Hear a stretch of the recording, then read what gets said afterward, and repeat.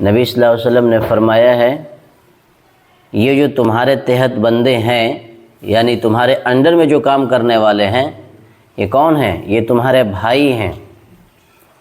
جو کھاتے ہو ان کو کھلاؤ اور جو پہنتے ہو ان کو پہناؤ۔ سمجھ میں آیا؟ ان سے کوئی ایسا کام نہ لو جو ان کی طاقت سے باہر کا ہو۔ اگر تم اس سے زیادہ کام لے رہے ہو یا ان کی طاقت سے بڑھا ہوا کام لے رہے ہو تو خود بھی ان کے ساتھ ان کی مدد کرو۔ بات سمجھ میں آئی؟ لیکن کیا ہوتا ہے، کوئی اگر کسی کو ملازم رکھ لیا نا تو اس میں کیا ہوتا ہے، ارے یہ کام کر لو، اب چاہے اس کی بس کا ہو چاہے نہیں ہو کر لو۔ کیوں؟ ہم نے تم کو ملازم کیوں رکھا ہے؟ ہم تم کو پیسہ کیوں دے رہے ہیں؟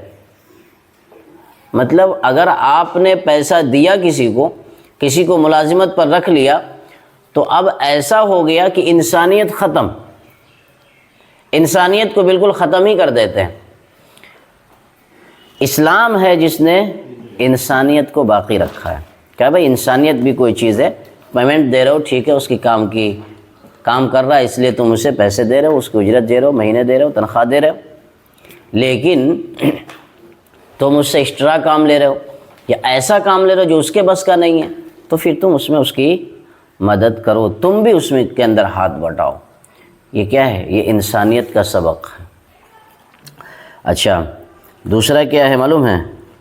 لوگ سمجھتے ہیں صرف کہ نماز پڑھو جنت میں جاؤ گے، روزہ رکھو جنت میں جاؤ گے، نہیں 4 کو حج اور 5 کو عمرہ کر لو جنت میں جاؤ گے۔ بات سمجھ میں آئی؟ اللہ کے رسول نے فرمایا کہ جو آدمی اپنے ماتحتوں کے ساتھ یعنی جو اس کے اندر میں کام کرنے والے ان کے ساتھ اچھے اخلاق سے پیش نہیں آتا ہے وہ جنت میں نہیں جائے گا۔ کیا مطلب ہے کہ اس کے ساتھ اگر اچھے اخلاق سے پیش آتا ہے اس کے لیے بھی جنت تیار ہے۔ صرف نماز روزے اور حج اور زکوٰۃ پر ہی جنت نہیں ہے، اپنے اندر میں کام کرنے والے لوگوں کے ساتھ بھی حسن سلوک اور اچھا ویوہار کرنا چاہیے۔